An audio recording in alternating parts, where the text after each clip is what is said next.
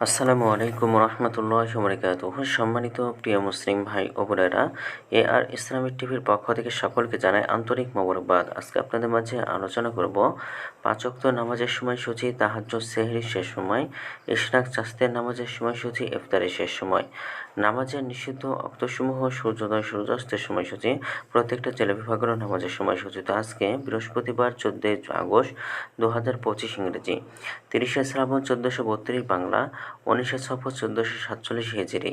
ঢাকা এবং তার পার্শ্ববর্তী এলাকার নামাজের সময়সূচিগুলো তুলে ধরব, তারপরে অন্যান্য জেলা বিভাগগুলো নামাজের সময়সূচি তুলে ধরব। তো একটি লাইক দিয়ে সাথে থাকুন।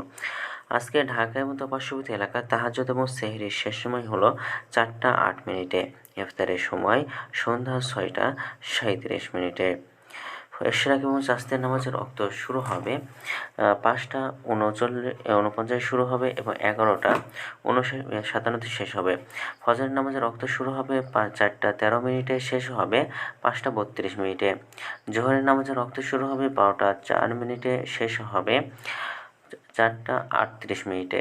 আসরের নামাজের ওয়াক্ত শুরু হবে 4টা 39 মিনিটে এবং শেষ হবে 6টা 32 মিনিটে। মাগরিবের নামাজের ওয়াক্ত শুরু হবে 6টা 34 মিনিটে, মাগরিবের নামাজের ওয়াক্ত শেষ হবে 7টা 52 মিনিটে। এশার নামাজের ওয়াক্ত শুরু হবে 7টা 53 মিনিটে, এশার নামাজের ওয়াক্ত শেষ হবে 4টা 12 মিনিটে। নামাজের নিষিদ্ধ ওয়াক্তসমূহ হলো 3টার সময়, সকালে 5টা 33 থেকে 5টা 48 পর্যন্ত, দুপুরে 12টা 58 থেকে 12টা 3 পর্যন্ত এবং সন্ধ্যায় 6টা 18 থেকে 6টা 33 পর্যন্ত।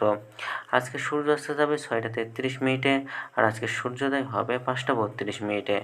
এগুলো ঢাকা এবং তার পার্শ্ববর্তী এলাকার নামাজের সময়সূচি। এখন আলোচনা করব বিভাগীয় শহরের জন্য উল্লিখিত সময়ের সঙ্গে যেসব বিভাগের সময় আপনারা যোগ বিয়োগ করবেন তা হলো এই: বিয়োগ করবেন চট্টগ্রামে 5 মিনিট এবং সিলেটে 6 মিনিট কম করবেন।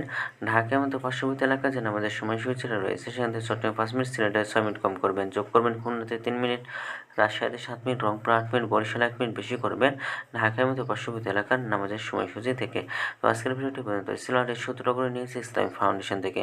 ভিডিওটি ভালো লাগলে অবশ্যই চ্যানেলটি সাবস্ক্রাইব করে পাশে থাকবেন। ধন্যবাদ সকলকে। আসসালামু আলাইকুম ওয়া রাহমাতুল্লাহ।